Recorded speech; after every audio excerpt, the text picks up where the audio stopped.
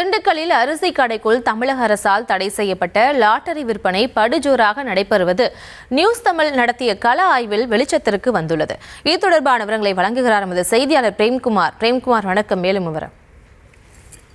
பிரியங்கா, தமிழகத்தில் கடந்த சில ஆண்டுகளுக்கு முன்பாக லாட்டரி சீட்டுகள் பொது புழக்கத்தில் இருந்த நிலையில் கூலி தொழிலாளிகள் தங்கள் சம்பாதிக்கும் ஊதியம் அனைத்தையும் அதிலேயே விட்டு தொலைத்து விட்டு ஒன்றுமில்லாமல் வீட்டுக்கு செல்லும் அவல நிலையானது நிலவி வந்தது. இதையடுத்து அப்போதைய தமிழக முதலமைச்சர் ஜெயலலிதா அவர்கள் தமிழகத்தில் லாட்டரி சீட்டு விற்பனையை தடை செய்தார். இந்நிலையில் தற்பொழுது மீண்டும் ஆங்காங்கே லாட்டரி சீட்டு விற்பனையானது கொடிகட்டி பறந்து வருகிறது.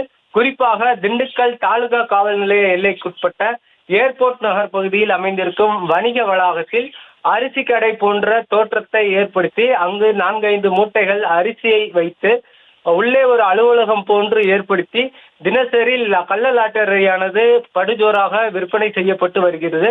குறிப்பாக 1 மணி, 3 மணி, 6 மணி, 8 மணி என 4 ரிசல்ட்டுகளாக இந்த லாட்டரி சீட்டு விற்பனை நடைபெற்று வருகிறது. மேலும் இங்கு பெண்களும் கூட லாட்டரி சீட்டு வாங்கி செல்லும் வீடியோ காட்சிகளானது நமது நியூஸ் தமிழ் நடத்திய கள ஆய்வில் அம்பலமாகியுள்ளது. இப்படிப்பட்ட கள்ள லாட்டரி சீட்டு விற்பனையை அதிகாரிகள் எப்படி கண்டும் காணாமல் இருக்கிறார்கள் என்பது பெரும் கேள்விக்குறியாகவே உள்ளது. பிரியங்கா, விவரங்களுக்கு நன்றி பிரேம்குமார்.